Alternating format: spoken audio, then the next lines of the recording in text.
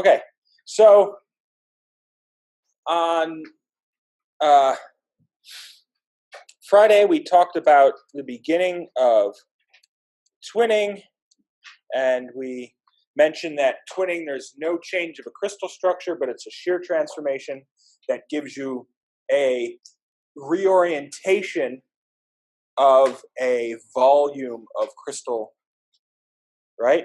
So you have a shear, and here you can see schematically how the lattice is reoriented from pointing this way to pointing this way, right? And the crystallographic theory, we said there's an invariant plane, which we call the twin plane, which makes the same angle before and after the shearing, and we looked at the geometry of that, right? And we defined our K1 plane and our K2 plane, which is our second invariant plane, right? And this is just definitional stuff. It's not really important in terms of like exam material, right? So you can put a big letters on there, not on exam for information only, right? Okay.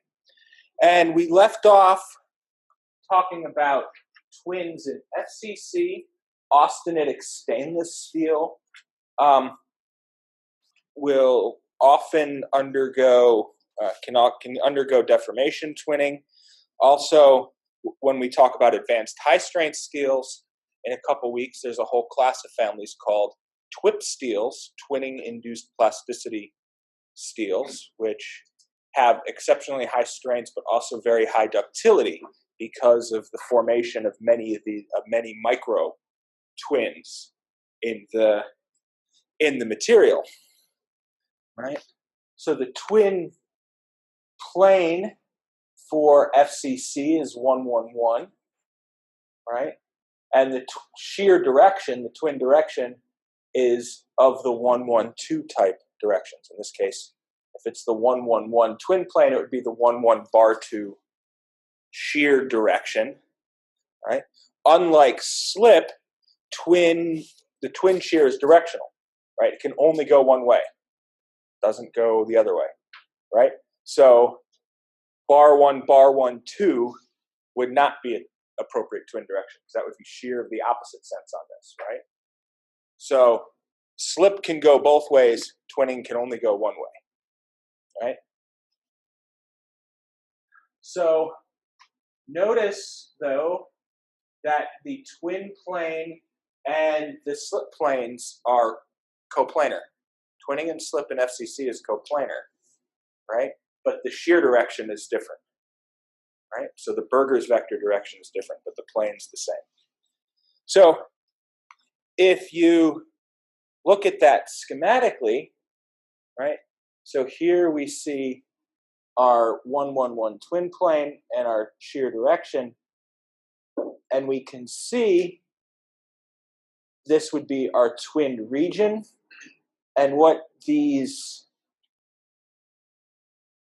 arrows are a little confusing because it makes it look like this atom went from here to here, right? But in reality, this happens one layer at a time, right? So the relative displacement, right? So this atom went, right? Strain is always a change in length, right? So if we look at the change in length from the original position of these two atoms between the change in length of these two positions, the actual strain is much smaller than a Berger's vector, right? It's less than one atomic position, right? So it's a little confusing to look at just how one atom changed overall, right? That would be a effective displacement. But remember, a strain is always a relative change in length between two points. Right? But still, this is a fairly significant strain, like 12%.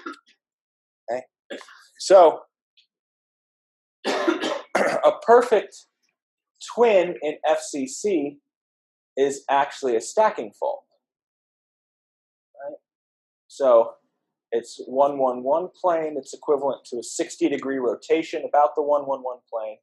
Or basically, it goes from the stacking sequence A, B, C, A, C. So we have one layer of an HCP structure, HCP stacking, right? And then the continuation of CBA, CBA, which is back to an FCC sequence, right? So this is the definition of a coherent twin. So a coherent twin is either going to be if you have a single crystal and the twin goes across the whole crystal, and you have perfectly flat interfaces, or when you have a brand new twin and it's this really thin lamella, it's this perfect coherent twin, and it's a stacking fault. But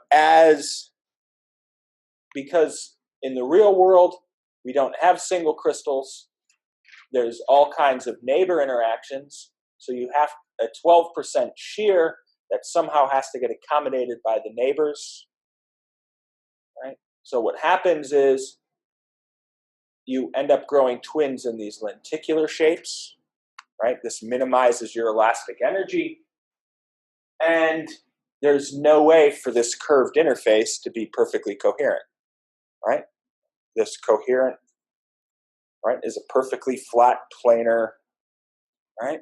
So how does this happen? What happens here is you end up with this incoherent interface where you have the twin orientation relationship, and the structure is regions of coherent interface with a jog, with a step that is incoherent, right? And so you have overall what's called these incoherent twin boundaries. And it wasn't really until quite recently that people understood the structure of these twin interfaces, both from molecular dynamics and high-resolution TEM, right? With high-resolution TEM now we can see atomic columns, right? So if you orient your sample the right way, so you've got the correct orientation of your interface, you can actually now see the atomic steps on the interface and realize that how this curved interface comes to be, right? That's only been in the last 10 years or so. So we need a low stacking fault energy for FCC twinning, right? In fact, before 1957, it was generally believed that FCC metals did not twin. It was observed in HCP, it was observed in BCC, but generally FCC, because you've got plenty of slip systems, that people didn't observe twinning. It wasn't until people started doing experiments at liquid helium temperatures, so deforming copper at liquid helium temperatures, all of a sudden you had deformation twins. Right? So deformation twinning is really important in TWIP steels, this twinning-induced plasticity steel, which has a stacking fault energy, right, of roughly 1/4 or 1/5 of that of aluminum. Right? And if you go even lower, you get what are called TRIP steels, which is transformation-induced plasticity, where you have a stress-driven martensitic transformation. And you even have a lower stacking fault energy. High manganese austenitic steels and austenitic stainless steels will also deform with significant amounts of deformation. Right? So, you know, it's interesting. Right? Aluminum is really special with its stacking fault energy, right? And aluminum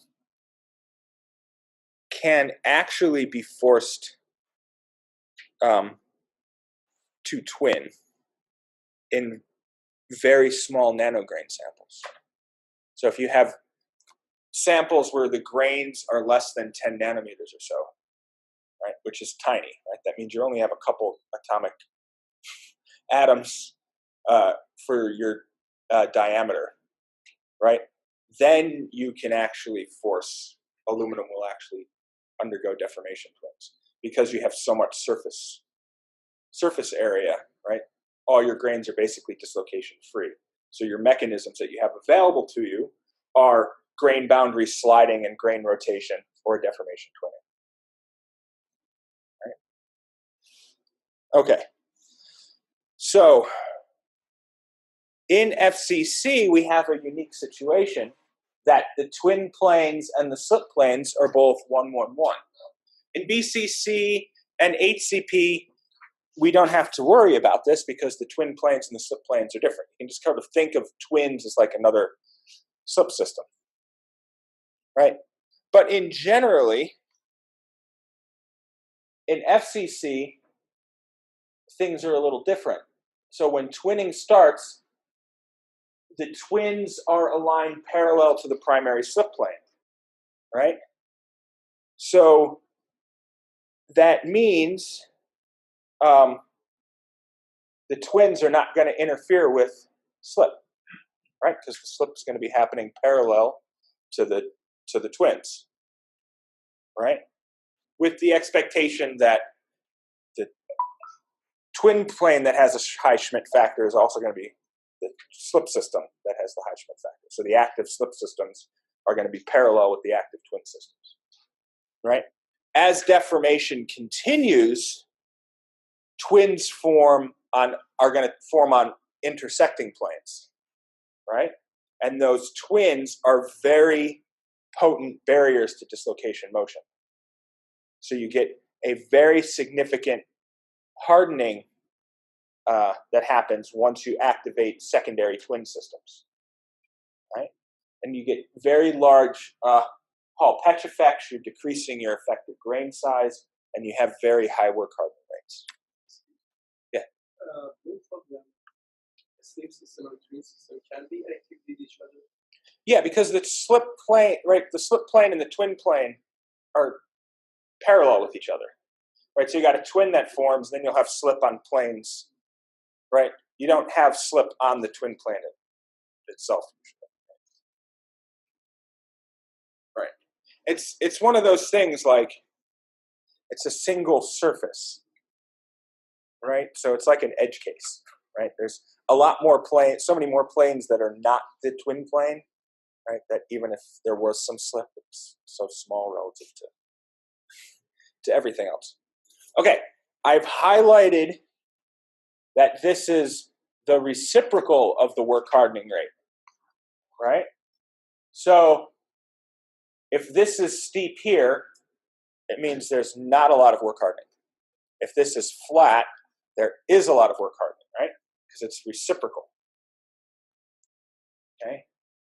So normally we would like to plot d-stress, d-epsilon, but this chart this is out of the reading.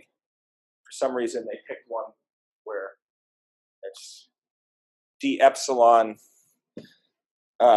d-sigma. And so we can see here, we have slip only, then we have parallel twins. So the work hardening has gotten a little faster when we have parallel twins. But then once we activate secondary twinning, we have intersecting twins. We have very steep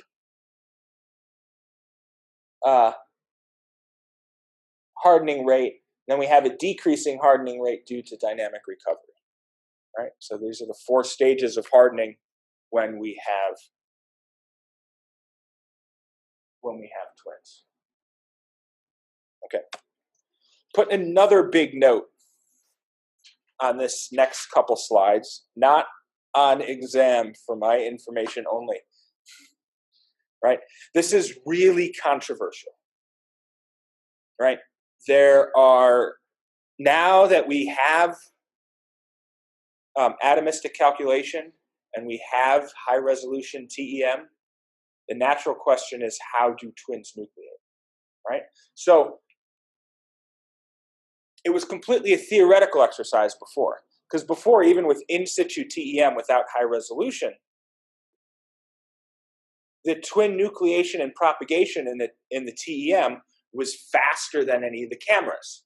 So basically, you'd be straining something, and there'd be no twin, no twin, no twin, no twin, no twin, fully formed twin across your entire grain, right? From one frame to the next. So it was impossible to capture. So there were lots of theoretical mechanisms, right? One of the most popular theoretical mechanism is this pole mechanism, right? In which case, this is in BCC. So we have 1/2-1-1-1 dislocations. Remember, in BCC, the primary slip system is going to be 1-1-0, and the slip direction will be the 1-1-1 directions. So this is going to dissociate into a twinning partial dislocation and a sessile dislocation, which is essentially a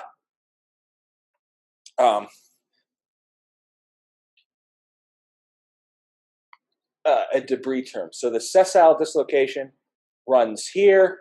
This twinning dislocation is this spiral thing here, right?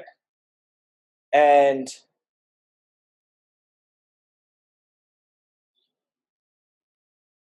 then the twin can then grow by increasing the number of spirals or expand outwards, right? This mechanism is really controversial. I don't think there's a whole lot of evidence for it, but it does show two important things. One, twin nucleation and growth all the proposed mechanisms are mediated by dislocations. You need a dislocation reaction to start a twin, right? So that's an important thing for you to know. The specific mechanisms of it, I don't care much about, okay? Also, this whole mechanism starts typically in the middle of a grain, but we don't see twins nucleate at the middle of the grain, right? They typically we always see them running from one grain boundary to the other, right? When you see a twin stop, it's usually fat on one grain boundary and runs to a point on the other grain boundary, right? So we assume it nucleated here and went up. But pole mechanisms have been proposed for other crystal structures. Professor Ghazi Saidi, in her PhD work, developed a pole mechanism for magnesium, which was quite interesting. My personal belief is that you have grain boundary reactions where slip dislocations come into a grain boundary, react with grain boundary dislocations to produce twinning partials by activation of grain boundary shuffles. All right, I'm not going to present any evidence for that per se, but that's just my own personal belief. There's not any better evidence for that than for pole mechanisms, right? It's just sort of what I think is right. So take it with a huge grain of salt. All right. Basically, in a nutshell, that can be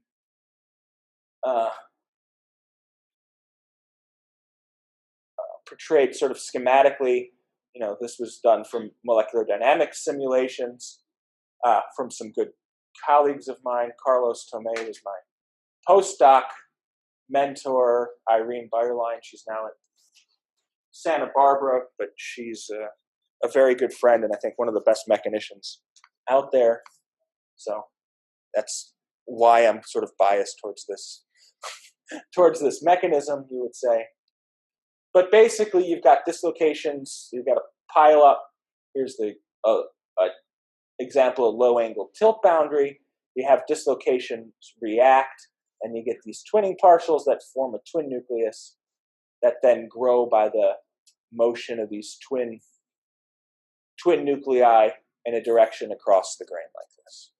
These twin partials that grow out across the grain like this. But really, we have several stages of twin development. We have a twin nucleation, twin propagation, and then twin growth, which is the thickening of the twin, right? So it's this three-step process. First, the twin needs to nucleate. The time scale of the nucleation is uncertain, right? There's two theories, right? One, either the twin nucleates and then hangs around for a while, and you just have twin nuclei sitting at the grain boundary waiting to propagate. Or that propagation is much easier than nucleation, in which case they nucleate and then instantly shoot across the grain. Then it has to thicken, right?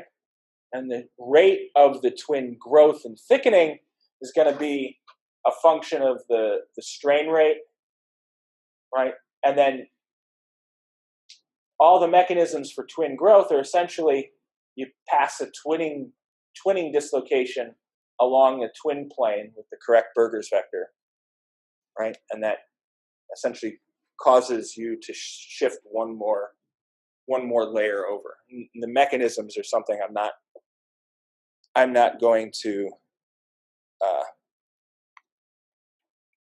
grow into, right? A lot of the evidence seems to suggest that the stress to nucleate a twin is much higher than the stress to grow, right? So you get very rapid growth once the nuclei form, right? And I say the reason for this is there's several phenomena that we can observe that are associated with this rapid growth, right? So first off, we can do acoustic emission microscopy, right? Or just acoustic emission and ultrasound. And you can hear the twins. You can hear shock waves in your material formed that are caused by the growth of twins. In fact, if you take pure magnesium, high purity magnesium, and a bar of it, right? Magnesium twins just by basically looking at it. So you can take a small rod of magnesium, hold it up to your ear, and give it a little bend, and you'll hear what sounds like popcorn, right? And those are just thousands of twins popping into existence into your sample, right? And so if we do single crystal measurements, single crystal stress strain tests, you get huge drops in stress, right, as soon as twinning starts, right? So you get a little bit to nucleate, and then you get a big drop because it's much easier to grow that twin and continue that the plastic strain by growing the twin, right? So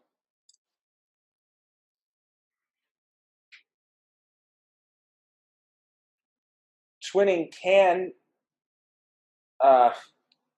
lead to a loss of ductility, though, in some situations, because this twinning shear, you've got a large shear, right, 10 to 20% in one grain that has to be accommodated by its neighbors, right? So slip has to play a very active role in twinning, right?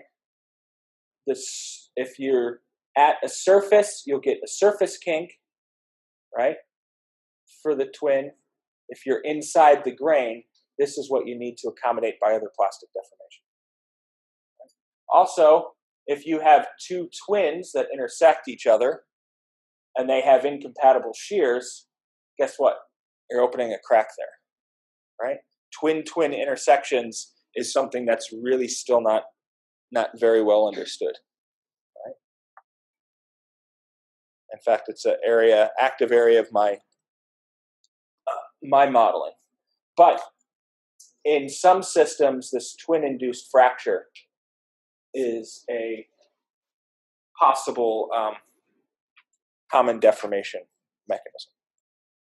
All right. So that's where I wanted to, as much as I wanted to cover twinning, right? Again, right? This stuff about mechanisms, right? And propagation, right? So from there up to here, I would definitely not worry about for the exam. This is sort of back, last slide, I would say. I don't know what kind of question I could ask about that, but potentially be fair game. Okay, so on to Martensite, right? So Martensite has a lot in common with twinning, we'll see, but there's one extra little wrinkle in the fact that twinning, we maintain our crystal structure. In Martensite, we have the same type of shear transformation, but we go from one crystal structure to another, right? So in steel, we're either going from FCC to BCC, right? Iron nickel goes FCC, BCC. Iron carbon will typically go FCC to BCT, body-centered tetragonal, right? But how tetragonal it actually is sort of depends on a lot of other factors, right? So, right. So it's a diffusionless solid state phase transformation, right? The driving force is going to be the free energy difference between the austenite and the martensite phase at a given temperature. Okay. All right. So back to our common tangent construction, right? So just as we did for bainite, right? If this is our composition, the free energy of our austenite, here's the free energy of our martensite, right? Provided we're to the left of this intersection point, we can transform, right? And so, right? And if we take a look at the free energy, right? If we look at iron carbon, right, and iron nickel, right? If we look at this Gibbs free energy, volumetric Gibbs free energy, the driving force is huge in steels compared to other systems that undergo martensite, right? Much larger than ceramics, right? If you know, titania and zirconia go from cubic to tetragonal ceramics, right? The driving force for that is very small, right? But you might have heard of yttria stabilized zirconia.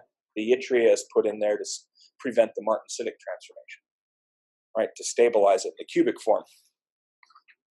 There's not a whole lot you can do to steel, right? There's nothing that is going to eliminate this huge driving force, right? So once you hit the martensite start temperature, you're going to go, right?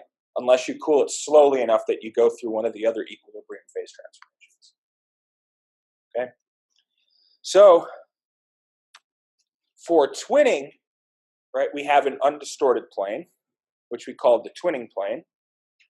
In martensite, we have a undistorted plane, which is what is called the habit plane. Right? And again, we have the shear shape deformation. Right? We have our shear component. We also have a tensile component in martensite because we have a volume change associated from one lattice to the other. So it's not just pure shear like it was for twin. Right? We have a dilatation, so that means we have shear superimposed with a tensile component, right? And basically we have the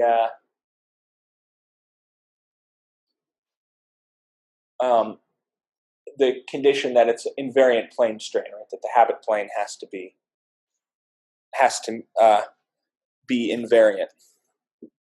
Okay, and so here we just see some different systems. You don't need to know this, right? but it's just what crystal structure to what crystal structure, the typical habit planes, the shear directions, and what the strain is, right?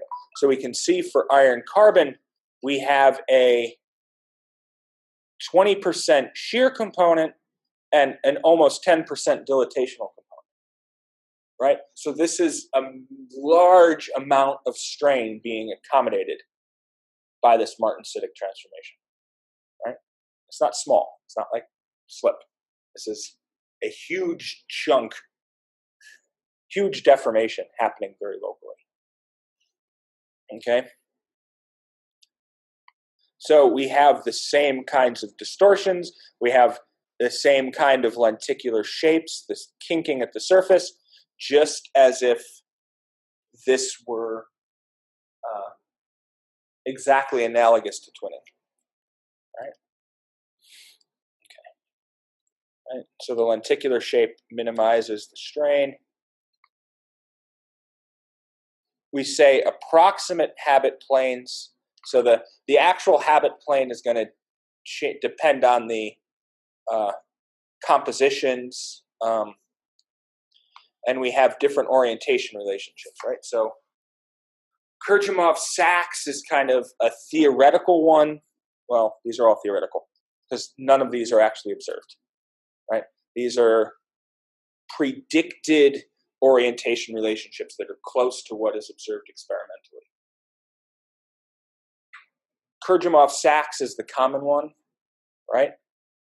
This actually gives you 24 possible variants, right? So one martensite one austenite grain can transform to 24 potential martensite orientations, right? Because it's body-centered tetragonal, right? So that means, right, if it were to BCC, there would be 8, right?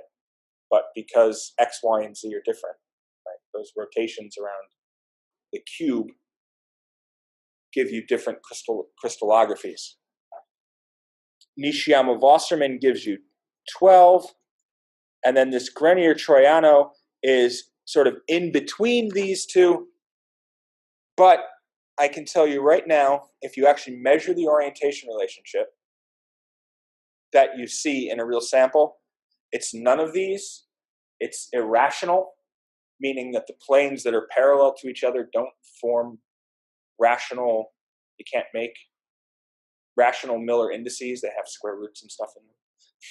And they're not even constant within a sample, right? They vary based on the amount of the carbon concentration, the local carbon concentration, the amount of strain that's currently the stress state of the lattice, right? So if you measure the orientation relationships, you get a mess. But these are sort of important theoretical ones. Okay. So now that I've told you that it's all hopeless, right? Let's think about how this sort of comes to be. So if we think about, say, iron nickel, where we're going to go from FCC to BCC, we think about what's the shortest, the path with the minimum strain to go from an FCC to BCC. This was figured out in 1924 by Bain, right? And so we call this the Bain distortions, right? But here we can see we've got an FCC unit cell. If we stick 2 of them together, we can draw a body-centered tetragonal unit cell in the middle. So we can also express the FCC primitive lattice as a BCT lattice, right? They're completely equivalent, right? They're still Bravais lattices. They still repeat and have all the properties. It's just an alternative way of describing the structure. So what Bain did was said, well, we could go from this BCT lattice to a BCC lattice if we just compress the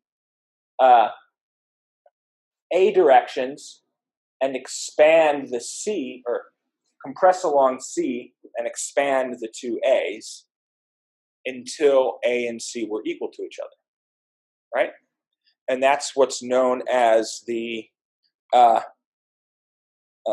Bain distortion, right? And so that gets us from FCC to BCC. And if we do this, we end up with about a 17% strain along the C-axis and a 12% due to the expansion, except the orientation relationships are all wrong, right?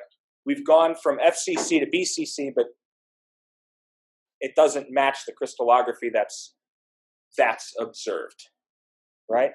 But it is a path that has the minimum motion, right? And now in the reading, you're going to read a lot about the phenomenological theory of Martensite, right? I don't want to necessarily go through all the details of it, right? So we're going to leave out sort of all this discussion. It's here. It summarizes what's in the reading. It's worthwhile for you to read it. But again, it's for your information. It's not going to be something that I'm going to be talking about explicitly on the exam, right?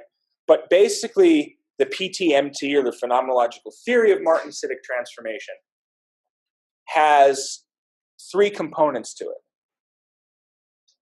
right? So the Bain distortion doesn't yield a undistorted habit plane, right? But we can think about going from BCC to FCC to BCC by a Bain distortion, then a shear, right, which acts like a twin in that it doesn't change our BCC crystal structure. It maintains a BCC crystal structure, right, which gives us an appropriate undistorted plane, then followed by a rotation to bring our orientation relationships into coincidence, right? And so these three processes happening in concert with each other is what is described by the phenomenological theory, right? So Bain strain, a shear, and then a rotation, right? And that's basically what I want you to know about the phenomenological theory, right? In here, I sort of describe it in detail and the geometry in detail. Right, and again, it's described in even more detail in your in the reading, right? But I spent a lot of time explaining this, and it doesn't understand. There's no way it makes any sense to anybody until they actually have to really understand it for something, and until you work out all the crystallography by hand for hours on paper, it makes zero sense. And then once you do that, you're like, oh, it's pretty simple, right? So I'm not going to try and go down that road, right? But just be aware that it's a very powerful thing. We'll talk about what it actually does explain in a little bit, but we're not going to work through the details of it. Okay, so PTMT, Bain distortion, which is the minimum atomic motion to go from FCC to BCC.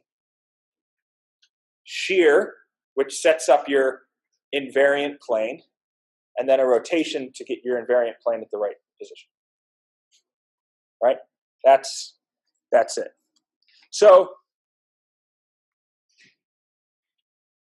we have this arbitrary shearing process. So how do we explain this shear? Right? So there's two observations of how this shear comes about. You can either have slipped martensite or twin martensite, right? So if you accommodate this shear that you need by slip on essentially a bunch of parallel slip planes, right? It's slip martensite, right? There can also be, and there's evidence for it here. Here's a martensite lath, and here's the slip lines, right?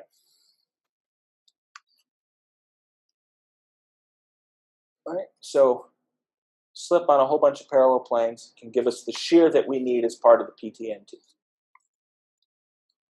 The other way we can do it is a whole bunch of parallel twins, right? So we can have twins in FCC, right? And of course, the twin shear is typically greater than what we need. So we need two variants, right? One with a shear in one direction and then some with a shear in the other direction but not quite as large, right? And so that the ratio of these two gives you the macroscopic shear that you need, right? And it seems it seems like how on earth can this possibly happen? But it turns out that we actually see this in microscopy, right? You can look at martensite under the TEM and clearly see the twins. And depending on the carbon content, there are clear compositions where you get a transition from slip martensite to twin martensite, right? So it seems weird, but it actually happens.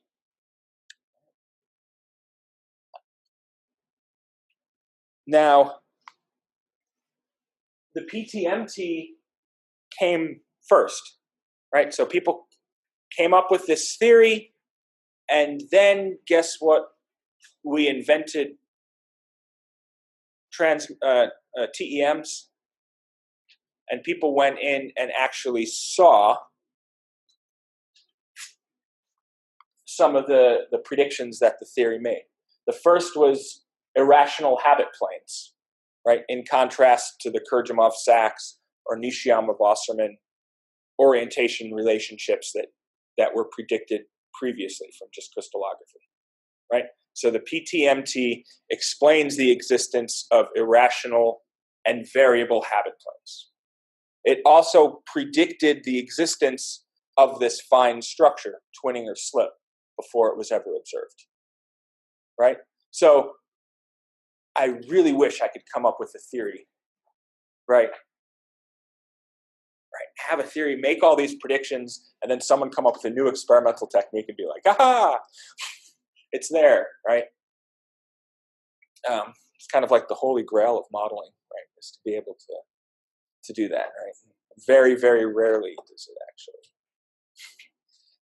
it rarely happen so cleanly.